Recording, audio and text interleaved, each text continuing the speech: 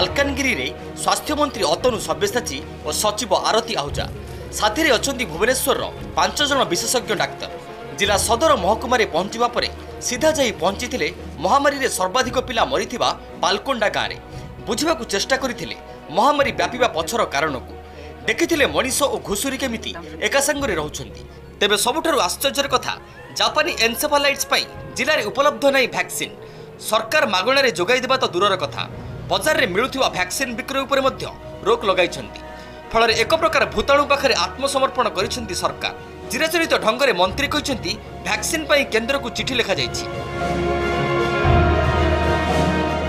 ये घटना घटवार पूर्व गला वर्ष लिखिलु जेहेतु वैक्सीनेशनटा तांकर दायित्व आमको कहुई चलित वर्ष आलोचना रखिलु नवेम्बर मसरू कारण इन्फेक्टेड स्टेज रे वैक्सीनेशन हुएनि बोली से मतामत रखिंट नवेम्बर ये अंचल गुड़िक स्टार्ट हो वैक्सीनेशन आमको मिली प्रतिश्रुति। देखंतु एही चित्र को जमपुर साजिथिबा मालकानगिरी मेडिकल रे गतकाली पर्यंत शिशु चिकित्सा पाई नथिला स्वतंत्र वार्ड। तेरे स्वास्थ्य मंत्री गस्त को दृष्टि रखी जापानी एन्सेफालाइटिस आक्रांतक पाई स्वतंत्र वार्ड तैयारी होईछि। हेले एसबु सत्वे भी मृत्यु किंतु बंद होइनी।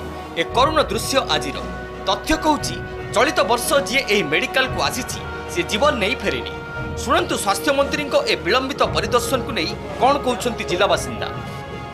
स्वास्थ्य सचिव एवं स्वास्थ्य मंत्री ता सहित मेडिकल डिपार्टमेंट माने समस्त प्रोफेसर एवं डॉक्टर मैंने आसिकी तापर आपंकर विशेषज्ञ दल भी आसिक एनालिसिस कले करवा द्वारा भी वर्तमान सुधा माने ये रोगर निराकरण वर्तमान सुधा हो पारु नाही। पिला मान केमती को इंजेक्शन देले से माने पिला मान जीवन बंचबो से विषय किंतु मंत्री माने आस्ते आमर एमएलए भी आस्ते चित्रखंडा विधायक भी आस्ते आउरी अलगा कलेक्टर भी आस्ते से माने किंतु जो वैक्सीन कथा किछि कहले ना।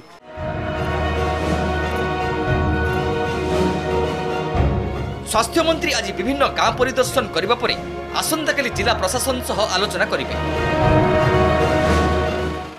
गाँ को गाँ व्यापी चली रोग प्रतिथर पर एथर मध्य परिस्थिति अनायत होगा पर गाँ को पहुंची स्वास्थ्य मंत्री और स्वास्थ्य सचिव। तेज एजाए किंतु मालकानगिरी जिले में पहुंची पारि ना जापानी एन्सेफालाइटिस वैक्सीन। मालकानगिरी जिला पालकोंडा गाँव कैमरा पर्सन अमित महांती देवव्रत साना कनक न्यूज।